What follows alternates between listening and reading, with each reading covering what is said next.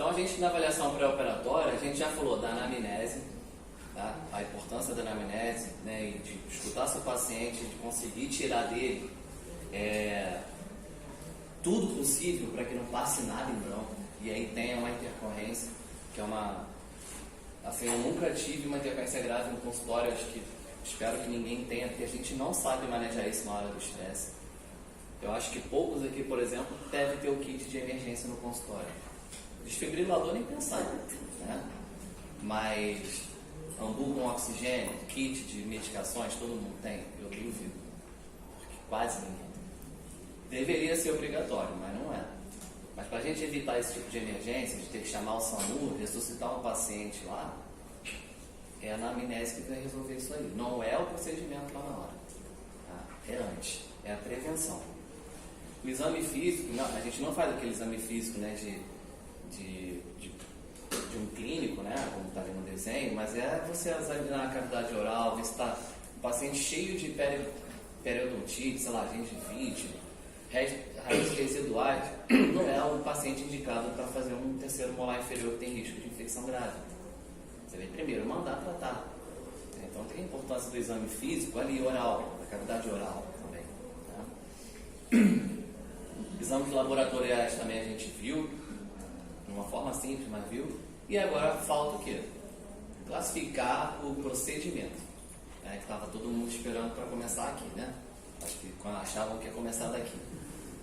E aí você começa, para saber a classificação de um CISO e tudo mais, a gente precisa, na primeira coisa, um exame de imagem. Tá?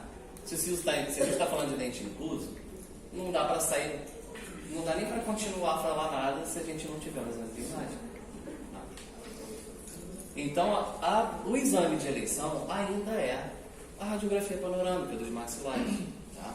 Ela é eficaz em 90% dos casos. Não precisa ficar... Hoje está todo mundo na moda pedir Conibin para ver se está perto do nível. Não precisa disso. Tá? É desnecessário, é um exame caro, margem de ação para o paciente, desnecessariamente. Vai mudar a técnica se estiver mais perto na radiografia ou na tomografia? Não vai. Você vai fazer a mesma técnica. Você só vai ter mais certeza, ou tentar se resguardar legalmente, talvez, de que você tem certeza, mas na panorâmica você vê, com experiência você consegue detectar isso aí. Na dúvida, pode pedir, tá? Mas não é necessário. A periapical nem pensar. A periapical não é exame para fazer dente incluso. Não é. Porque você vai perder estruturas em volta que sejam importantes. Pode ter um cisto, pode ter um tumor. Tá? Então a gente elimina a periapical isso aí, tá? Então você vê aqui, ó, se eu fizesse uma periapical, eu ia diagnosticar que eles estavam impactados aqui por causa de um tumor. Tá? Com muito olho clínico, alguém que conseguisse fazer uma periapical boa, ia ver alguma coisa errada ali. Talvez suspeitasse e depois pedisse uma panorâmica. Então, todo paciente que entra no meu consultório, que eu não conheço, eu faço panorâmica. Ele pode ter um tumor desse silencioso no seu dedo. Com todos. São um exame mandatório na odontologia, na minha opinião. É impossível você fazer qualquer tratamento sem uma panorâmica. Tá? É aqui que você vai descobrir tudo que ele pode ter de errado ali. Você acha que com uma periapical aleatória ia descobrir que ele tinha esse odontoma composto, esse odontomazinho mais um premolar incluso, um outro premolar incluso impactado, e de repente ele fala só por causa do siso? Aí você faz uma periapical e ignora todo o resto. Tá? Então tem que fazer. Não sei como é que é na rede para fazer a periapical, tá? Mas lá no Lourenço Jorge eu fiz um acordo, por exemplo, com o dono de uma clínica que foram meus alunos na faculdade, para fazer mais barato para quem fosse do SUS, por exemplo. Né? Porque a gente está na hora. Né? Vocês têm, né? A gente que não tem como ficar pedindo para ir e voltar, porque demora demais fazer, então a gente fez esse recurso, por exemplo. Mas por mais que seja difícil, tem que pedir, não tem jeito. Se demora para fazer, porque vai regular, uma unidade pode ter que regular no CIGEG, às vezes é melhor fazer até privado, alguma coisa assim, se for uma urgência. Se for eletivo, não. Espera, faz com calma, deixa ele voltar com o exame e aí você faz o planejamento. Se por um acaso você ficar na dúvida e quiser pedir a tomografia, aí eu vou mostrar para vocês como é que a radiografia engana e às vezes você perde a toa. Quando você olha aqui, parece que está a raiz passando no canal, né? Pessoal, desculpa, eu tô com uma amidalite. E os remédios secam a boca pra caramba. Vou tentar ampliar aqui. Ó. Você olha assim na panorâmica. Isso é uma panorâmica montada através de uma tomografia, né? É um 2D a partir de um 3D. Você olha assim, tá encostando lá no canal, não vou fazer não. Olha no exame sagital, vê se o nervo está perto do dente. O nervo é a bolinha vermelha, tá? Vê se em algum momento ele está perto do dente. Nenhum. Tá? Pediram à toa. Com medo do canal. Por quê? Porque pintaram muito grosso o canal aqui também. E segundo, o dente está mais vestibular normalmente do que o canal. Tem um macete na panorâmica que eu não consegui trazer para vocês, que eu vou mostrar. Quando o canal vem assim pela panorâmica e passa direto pelo siso, isso é sobreposição de imagem, o siso está mais vestibular ao canal. Se vocês virem o canal, né, a gente vê a sombra na panorâmica, certo? Se vocês virem na panorâmica que o canal vem aqui, na hora do siso ele desvia para baixo, depois volta ao curso dele, é porque o siso está dentro do canal provavelmente. Aí se você, se quiser, pega a tomografia. Se o paciente tiver condições, se não tiver, ou na rede, né? Se não tiver, não precisa. Você sabe que está dentro do canal e avisa. Tem risco de parestesia. Mas para falar a verdade, eu falo para todos os pacientes que eu já tive parestesia no paciente com dente erupcionado. Tá? Já peguei dente incluso que eu tirei, o nervo passando na minha frente e não deu nada. Tá? Imprevisível. Como é imprevisível, avisa a todos. É uma sugestão que eu dou para vocês. Na colibim de maxila, normalmente a gente pode pedir para ver a relação o quê? Com o seio maxilar, né? Para ver se realmente está ou não. Nesse aqui está bem óbvio, até porque tem uma expansão, né, muito grande do seio. Perda dentária ou sinusite, enfim, pelo que ele possa ter tido no passado. E nessa aqui a gente comprova realmente, né? Que ele está com o ápice da raiz dentro do seio. E aí você sabe que vai acontecer o quê? E é um dente simples, certo? O dente não está incluso lá em cima, né? Como todo mundo pensa, está muito lá em cima, está vendo o seio. O dente está opcionado. É um dente que podia muito bem cair para vocês lá fazerem. E aí vai comunicar com o seio maxilar. Tá? Uma situação simples. Como resolver? Muito simples. Não fica catucando para não perfurar a membrana, para começar. Não mexe. Só lava e bota Hemospon, uma membrana de colágeno, qualquer coisa, colágeno lá. Bola de bichar, quem tiver experiência pode puxar ali e botar, né, a gordura de bichar. E um bom fechamento primário. Aí sim você precisa do fechamento primário. Aí solta o retalho, tem pega aqui? Algum pega dentista? Você pode fazer aquela divulgação do retalho que ele vem e você joga o retalho para a palatina e fecha bem fechado. Tá? Para dar tempo quê? De granular e fechar aquela comunicação. E vai se resolver fácil. Comunicação é dos menos, assim, dos menores dos problemas que existe pra gente, tá? É muito pior, são os dentes inferiores, sem dúvida alguma. Então, falando de dente, agora mesmo, né?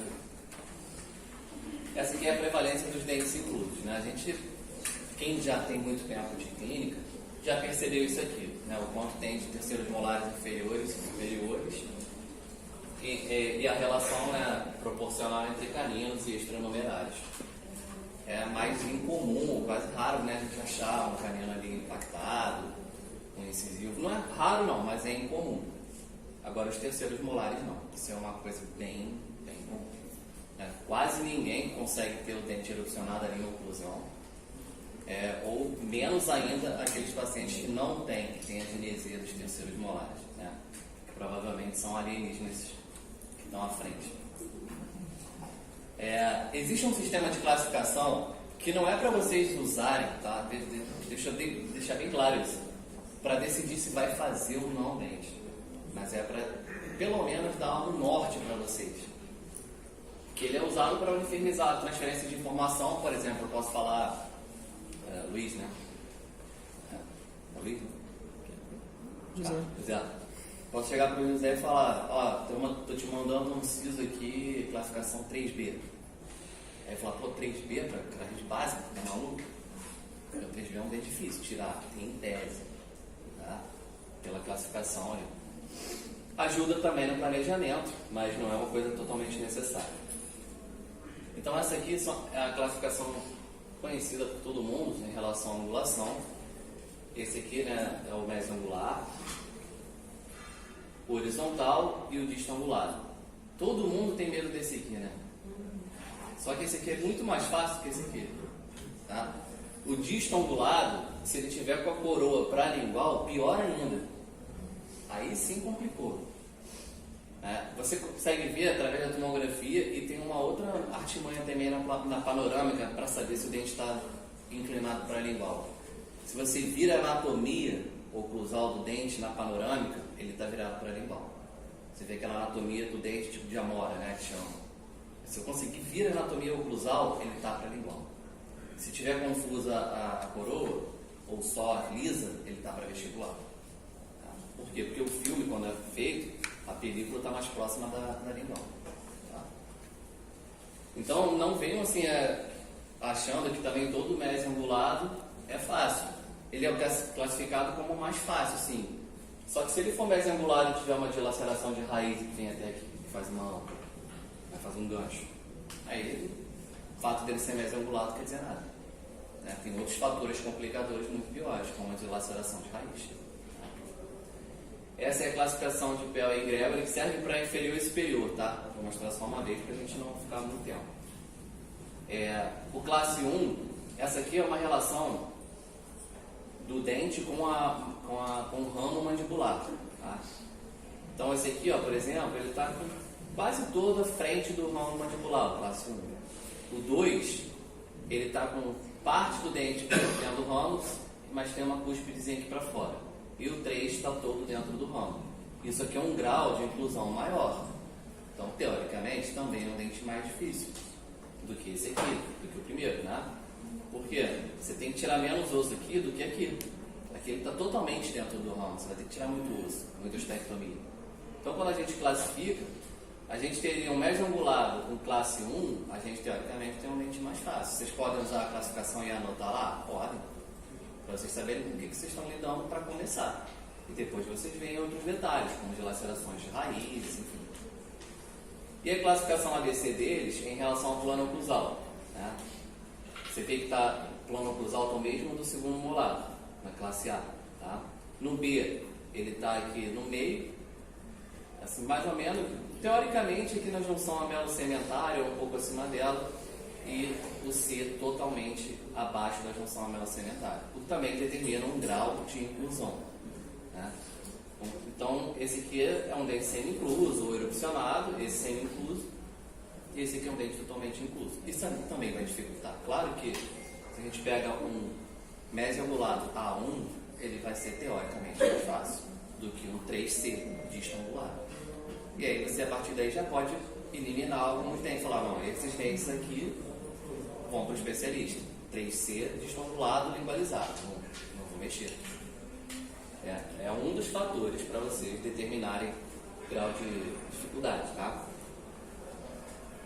Uma outra questão antes também é por que remover? Muitas vezes eu recebo no consultório, chega lá, vem tirar o siso. Por quê? Fala um fator lá, depois eu falo. Fala, não precisa por causa disso. Não precisa. Pô, o dente está falando que precisa. Sai feliz da vida que não precisa tirar o dente. Porque não é todo o siso que precisa ser removido. Tá? Uma coisa é cárie, é óbvio. Né? Se tiver um siso erupcionado com cárie, o terceiro molar você vai remover. Motivos ortodônticos, aí já começa o primeiro problema. A maioria dos casos não precisa tirar e não tirar. Quando que você precisa tirar por motivo ortodôntico? Se for distalizar a cárie. Se você for distalizar a dente, aí vai impactar lá no terceiro molar. Caso contrário, dificilmente vai impactar no tratamento. Tá? Agora, infecções como pericoronarite, esse é um grande problema, porque a pericoronarite é a mais grave das infecções que vão, a maioria, não todos não, mas sei lá, 90% dos que internaram graves, que vieram a óbito, ou foram graves por CTI, foram por causa de terceiros molares que já tinham infecções de pericoronarite recidivantes, ou foi pós-extração de um dente desse, que provavelmente também tinha.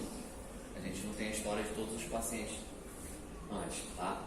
Mas a pericoronarite, como é uma infecção de potencial muito grave, é preventivo você remover um dente que já teve história, mas não remover no momento de doença aguda. Você trata a pericoronarite, eliminou os sintomas, sinais e sintomas, aí você vai fazer a extração.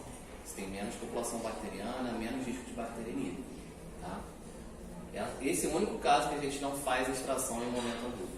Terceiro molar inferior, com pericoronarite. Todos os outros sim.